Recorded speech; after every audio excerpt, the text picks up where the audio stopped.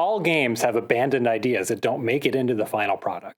Heck, any creative work does, but Sonic the Hedgehog 2 is a game that's practically famous for it. If you were to sort of combine all of the concept art and the developer memories, previews and magazines, and archaeological code findings, there's practically as many cut levels as there are fully realized ones. There's been a vibrant community researching these cut levels for almost 25 years at this point. And I should know, I'm among the ranks myself, but we've actually been working really hard these past few months to recover surviving work from two of the game's former staff. And I'm really excited to share some brand new findings with you all today. But first, before we do that, we're going to need a little history lesson to put things into context. Okay, really quick shout out. This video was made possible by donations to the Video Game History Foundation. VGHF is a nonprofit that I started in 2016 to preserve video game history. History like this. As I'm recording this, we're in the middle of our annual winter fundraiser. We're doing something really cool this year, a holiday countdown calendar where every day we post a new digital game history treat. Treats like this video that you're watching. Although the other stuff is not as ambitious as this. If you'd like to see more game history like this, head on over to gamehistory.org and sign up for our email list, and maybe drop a small donation while you're there, or check out the merch shop. Thanks.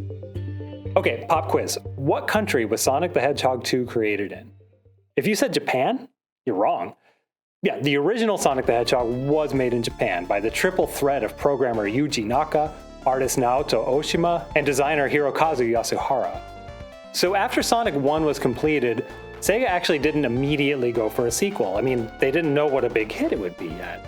So the original Sonic team was actually split up at the end of production, with Oshima staying behind in Japan and Naka and Yasuhara coming to work in America at the Sega Technical Institute. Now, the Sega Technical Institute, STI for short, was kind of an experiment. It was like an international exchange of ideas in a game dev environment where American staff would make sure that the games that they were creating catered to Western tastes, while emigrating staff from Japan, like Naka and Yasuhara, would help to bring over learnings from creating games in Japan. At the end of 1991, STI had shipped two games, Dick Tracy and Kid Chameleon. A third one was in the works, a strategy game called Dark Empire. When Sega finally greenlit a sequel to Sonic, I guess the choice seemed pretty obvious who to send it to, the team that had two of the three original staff, STI. So Dark Empire was canceled and Sonic 2 began. Naka and Yasuhara resumed their roles from the first game, and replacing Oshima was Yasushi Yamaguchi. And producing the game, at least at the start, was Mark Cerny, the studio head of STI. Now, we won't get into the entire staff role, but for the sake of this video, there's three American artists that you need to know about. There's Brenda Cook, then Brenda Ross, Craig Stitt, and Tom Payne. All three of them were assigned to do stages that didn't make the final cut. Okay, so why were there so many cut stages? Well, it's because the original game design was a lot more ambitious than what we got on the final cartridge. Yasuhara gave a talk in 2017 where he revealed that the original concept for the game was a time travel adventure, as told by an overworld map that would have been seen between stages. Mario 3 style is how he described it. Though this overworld map feature wouldn't make it into Sonic 2 at all, it actually was in the original Sonic the Hedgehog. No, not the Sega Genesis game you're thinking of. Actually, it's 8-bit cousin for the Master System and the Game Gear. Looking at this map might actually give us an idea for how this feature might have presented in Sonic 2. In the 8-bit Sonic 1, Sonic chases Eggman from the lush green areas of South Island up to a stronghold on top of its highest peak. As you progress further in the game and toward Eggman's stronghold, the blue skies and green hills of the early game give way to a more human-created, dark, polluted, pretty gross environment.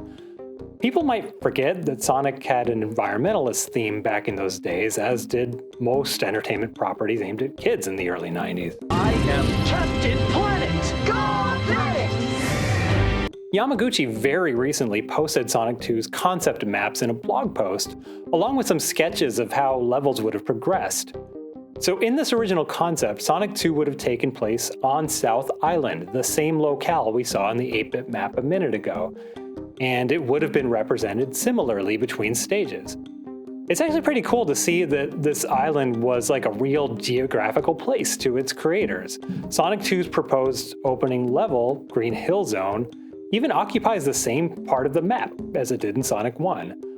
This inlet in the middle here hosted a level exclusive to the 8-bit Sonic 1, Bridge Zone, where Sonic navigated over a series of bridges with the island's hills in the background. Sonic 2's proposal actually had a level here called Ocean Wind, whose concept art reveals something that, well, to me, looks a heck of a lot like Bridge Zone. There's also a lush forested area both in 8-bit Sonic 1 and in the Sonic 2 proposal that occupy the same place at the base of what I think is the island's volcano. It's kind of hard to read Yamaguchi's notes, and we should probably take these with a grain of salt anyway. We don't actually know how developed this original concept was, and we also don't know whether his notes and his maps actually fit together neatly, or if they're maybe even pieced together from different times in the idea's development. But looking through what's here, the plot went something like this. Like in Sonic 1, the game starts with Sonic chasing Eggman, this time with his mechanical Death Egg, out of the Green Hill Zone. From here, the game branched off into areas we didn't get to see in the first game, including a desert full of quicksand and an underground steampunk world, before Eggman uses a time warp to escape to the past. From there, Sonic chases him through time, including visiting past versions of the first map stages, as Eggman progressively makes things worse in the present, reducing Green Hill to dust and filling the lake with oil. By the end of the game, we're in sort of a nightmare Biff Tannen future. South Island has been turned into a chemical factory and a casino without a hint of nature left on the island. There's not just one Death Egg, there's now 3, operating as cybernetic mechanical cities. After Sonic conquers the final one with the entire island now on fire, there's a final battle in zero-gravity space, after which the Death Egg crashes back down to Earth. Sonic returns to the present, where everything has reverted back to normal. Endgame, roll credits. In all, the game would have had somewhere around 14 unique levels, which is a pretty big jump from Sonic 1, which only had 8. One of the ways they had planned to squeeze all of that art into the game's limited cartridge space was to recycle many of the tiles from one level to another, by simply applying a different color palette to them. If you're like me, you didn't notice that Emerald Hill and Hilltop used the same art in the final game, just with a different color palette. Now, we don't know the exact workflow for everyone on the team, but thanks to interviews and surviving paperwork from one of the aforementioned artists, Tom Payne, we actually have an idea of how at least one American level artist worked. Let's look at how Metropolis Zone's art came together. At a high level, Yamaguchi and Yasuhara conceived of the levels themselves. Yamaguchi, at least in this case, created a piece of concept art to draw inspiration from, and Yasuhara came up with the gameplay. For the sake of zone art, this meant coming up with the geometry of the level itself, the foreground pieces that Sonic and Tails would run and jump on, as well as the level's hazards, its gimmicks, its enemies, stuff like that, anything that you interacted with. Now, level geometry in a Sonic game of this era was assembled from what are called chunks, sort of a predefined set of puzzle pieces that you would arrange together into something that looked like a real physical space. All of these chunks were defined by Yasuhara as part of his design process. Now, I'm simplifying things here, but essentially the task of a zone artist was to take Yamaguchi's concept art and Yasuhara's level design and combine that, right? So they would take the defined chunk pieces and draw the actual pixel art that went into the game, keeping in mind that the art had to flow together, that the tiles had to match each other when put side to side. In Tom's case, he actually started this by sketching that out on paper before moving to digital pixel art. Now, we don't know exactly what happened to cut this concept down. It's probably a combination of things. Honestly, game development is very messy, and I can't imagine the international collaborative nature of this project helped in any. But at some point, the decision was made to scrap the whole time travel concept and focus on polishing up the game's most promising levels in order to get the game out in time for its November release. The plot was changed, as was the locale. The game now took place on West Side Island, a totally new setting, and a new ending was put together. But several parts of that original vision remain in the final product, now divorced from their original context. And after seeing this map, it's kind of hard to unsee it. Chemical plant was originally meant to represent Robotnik's slow corruption of nature as the plot progressed, but here in the final game, it's just the second level of the game. Similarly, Casino Night is no longer representative of a nightmare future. Here it's practically jovial. Green Hill, they just renamed Emerald Hill to differentiate it from the original. And with the hindsight of knowing that Hilltop was meant to be the past version of Green Hill, these dinosaur enemies make a lot more sense. Oh, and by the way, isn't that South Island's hill structure in the background? And for just about every level that did survive, various pieces of those that didn't were left on the cutting room floor, but not before people got to see them. In some cases, those cuts were made after the public had already been teased about the stages in various previews. The internet is full of resources for seeing the bits and pieces of lost Sonic stages that have been discovered. Some of it's even playable thanks to the work that has been done to track down early builds of the game. For the sake of brevity, I just want to focus today on the new discoveries we helped unearth, but for the rest, we'll link to some good resources below. Honestly, I think the subject matter is worth a video of its own. I legitimately think the Sonic research scene, especially around 2 specifically, may have built the groundwork for how a lot of us study video game history today. Heck, if I do some soul searching, I think a big part of what became the VGHF started with my interest in how Sonic 2 was made. If you want to know more about that, let me know in the comments. Maybe we'll do a video sometime in the future.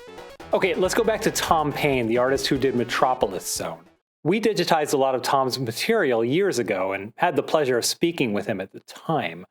We actually met up at a retro game store called Nostalgia Alley, and I want to thank owner Jason Morehouse again for not only arranging the visit, but for giving us the space to meet. At the time, we scanned what we could and put it online, but we couldn't get to everything due to time commitments and because we actually didn't have the equipment on hand for the oversized and delicate material that Tom had. And then some major world-impacting stuff happened that made it kind of hard to get back into that project. I finally reconnected with Jason a few months ago, and we were able to bring the material here to our office to be digitized in-house on our equipment. Look at that map going through the Fujitsu. It's like a pasta press. Now, by digging through this new material, we were able to partially reconstruct another lost stage. So put on your archaeology hats as we reconstruct what we can of a lost civilization, Cyber City. Cyber City, or as it was alternately named at times, Genocide City, no comment, was meant to be the 3-level climax, a grueling challenge at the end of the game leading up to a final battle in space. We're not sure what came first, Metropolis or this, but Tom worked on it much the same way, though it doesn't appear he got quite as far as he did with Metropolis. Okay, here's what we have. We have Yasuhara's designed level chunks. As a reminder, all this gives us is geometry, not behavior. It doesn't tell us how things moved around or interacted with Sonic. We also have Yasuhara's level maps. Specifically, I suspect that this is a shrunken photocopy of his original drawing, so some of the detail is a little bit hard to make out. Notice the red pen? Those are chunk IDs as they're identified in ROM memory. So not only do we have the chunks, we actually have the layout and we can reconstruct the puzzle. These maps also have some sketches by Yasuhara that give us a really cute Sonic, but more than that, they give us clues as to what kind of hazards and gimmicks Sonic might have encountered in these stages. If we eliminate the red ink and up the contrast a bit, we actually have a pretty nice background to put behind our geometry. And finally, we actually have some of Tom's sprite art for the level, and if we put them together, we even have most of the level's color palette.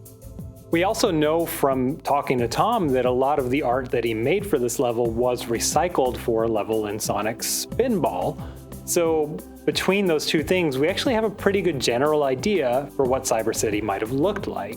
And with a little bit of artistic interpretation, courtesy of Sonic homebrew author Hez, we can apply that to a simulation of Sonic's game engine and create an approximation of what the level might have looked like. So here it is, Cyber City. Let me stress, this is not the fully intact level. This is a partial reconstruction, and it required some guesswork because there's still a lot we don't know. We have no concept, for example, of what enemies might have populated the level. We have sketches for some of the hazards and gimmicks, but we don't have designs for how they actually worked, so we had to guess.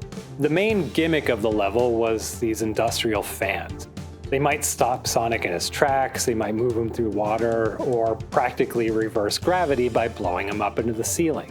The levels are also full of death traps, including turrets, spinning maces, spiked walls that close in on you, laser cannons, and these giant clamping bear traps. It really brings to mind the penultimate zone from the original Sonic, Scrap Brain Zone, which also was full of similar nasty death traps. Tom's notebooks have some other interesting things to discover too, including what look to my eyes like doodles related to another cut stage. This could be anything, but judging by the palm trees, I can't help but think about Yamaguchi's concept art for what he called Tropical Sun. And there are some rough enemy sketches here too for the desert and rock stages. A lot of this is brand new to the internet, and I encourage sleuths to go check it all out. Every piece of paper in Tom's collection has been scanned by us, and it's available in full resolution, organized as close as I could keep it to how he had it, in an Internet Archive collection linked below. And I can't wait to see what new discoveries you all make with it. Speaking of new discoveries, Tom isn't the only artist whose surviving work we recently digitized. If you're a Sonic fan who's been patiently waiting for us to put Tom's stuff online, I've got a little surprise for you. Thanks to researcher Collision Chaos Radio, we were recently put in touch with Brenda Cook. Now, we had known about Brenda's work on the game from prior interviews. She worked on 3 zones that didn't make the final cut. Her art for Wood Zone was seen in early prototype builds of the game, and her work on Sand Shower Zone was seen in this mock-up screenshot that, among other places, ran in a Sears ad. But one of her levels has never been seen at all. According to Brenda in old interviews, she actually worked on a winter-themed zone, a repalleting of her desert level with Christmas trees in the background. Now, Brenda didn't think she had actually kept anything from her STI days, but she went digging anyway, and she sent us a care package. She sent us a VHS portfolio of her artwork from sometime in the 1990s, and she sent us a box of floppy disks, which was very promising because actually Tom Payne had kept some of his STI sprite work on disk. But there's nothing vaguely game-related on these, so forget you saw those. But this VHS tape actually ended up containing a lot of her pixel artwork. There's a lot of great stuff on Brenda's portfolio, including animations from unreleased STI projects like a rarely seen game called Jester. Wood Zone is here too, and here's the exact desert mock-up screen that was favored by whoever put that Sears ad together. Though, as you may see, the video version includes animations for the flowers. That's the first time we've ever seen those. And yes, this tape also finally gives us a glimpse into what was until now Brenda's truly lost work. So here it is, Brenda's Winter Zone for Sonic 2. As you can see, Brenda's memory was correct. This level used many of the same tiles as desert sand, including turning the quicksand into snow. Now, it is absolutely inevitable that people are going to want to recreate this artwork in pixels, so we did everything in our power to make sure to give those artists the tools that they need. We not only wanted to future-proof digitizing this to make sure we never had to touch this tape again, but we wanted to make sure that the read of it was the highest quality possible. So we went with what's called the Domesday duplicator method, which actually captures a tape's raw RF stream using custom hardware that we invested in just for this tape. Now, all of those raw files are available on the Internet Archive, and you can go check them out yourself and reinterpret them the way you want to. And of course, the entire portfolio tape is on our YouTube channel as well. We'll link to that below too. There's some more cool stuff in there, including what looks to me like a still image that probably has nothing to do with Sonic, but reuses some of the same desert and winter tiles. There's also a Sonic Spinball level that didn't make it into the final product. As far as I'm aware, Brenda worked on 4 levels between 2 Sonic games, and none of it made it into the final products. She's kind of like Sonic's unheard voice, and I think that's a real shame. I think this portfolio cements her place in video game history as an artist who had a lot to contribute. I actually think her work's really good. Now, unfortunately, Brenda's schedule meant we couldn't talk to her in time for this video, but we've already arranged to reconnect early next year, and we'll be publishing an interview at that time. Okay, let me soapbox for a minute here. I think in situations like this, it's easy for us to see this original vision as something purer than the real game, that circumstances robbed us of the real Sonic 2, but reality's a lot messier than that, especially in a collaborative creative environment. Yeah, deadlines and production realities force some genuinely cool stuff to get cut from the game, but sometimes ideas don't make it in because they just don't work. And besides, most of these cut ideas, honestly, they're just in Sonic 3 anyway. Sonic 3's got a desert level, there's an ice level, there's a forest level, although the trees are mushrooms now. There's even a cyber nightmare zone, an outer space zone, a final battle in zero gravity, the Death Egg crashing back down to Earth. Heck, I actually suspect that the time travel plot might have made it to 3, if not for Sonic CD's team in Japan apparently coincidentally doing a time travel plot themselves. Now, I love digging into cut content like this, but for me, it's not about writing an injustice or even daydreaming about what could have been. What I get out of this is real human insight into how the games we love got created. It helps me understand that every game, even a masterpiece like Sonic 2, is at heart a beautifully flawed work duct taped together by regular people who probably get just as frustrated as I do when the idea that was in their heads doesn't quite make it out the way that they had in mind. I get to feel the joy and triumph of hard work being seen and appreciated, and the heartache of it being cut and never seen by anyone. And I even get to feel the sort of maybe confused indifference of working on something that for me maybe was just another Tuesday at the office, but to someone else it may have been inspiring, maybe even life-changing. And I get reminded that great ideas that don't work out don't always just die. Sometimes they stick around just waiting for the right outlet. And that reimagining of your idea might actually turn out better than the original ever could have. And as someone with a gigantic backlog of unfinished projects screaming to get out, I actually find that really inspiring. Thank you so much for watching. We don't do a lot of YouTube typically, so if you like this and you want to see more from us, let us know by liking, subscribing, and telling a friend.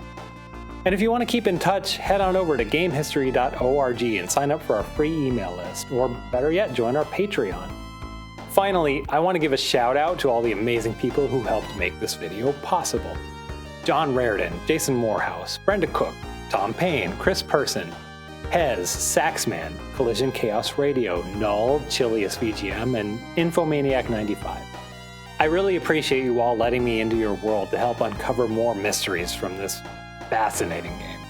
I'm Frank Cifaldi from the Video Game History Foundation. Thank you so much for watching. I hope to see you again soon.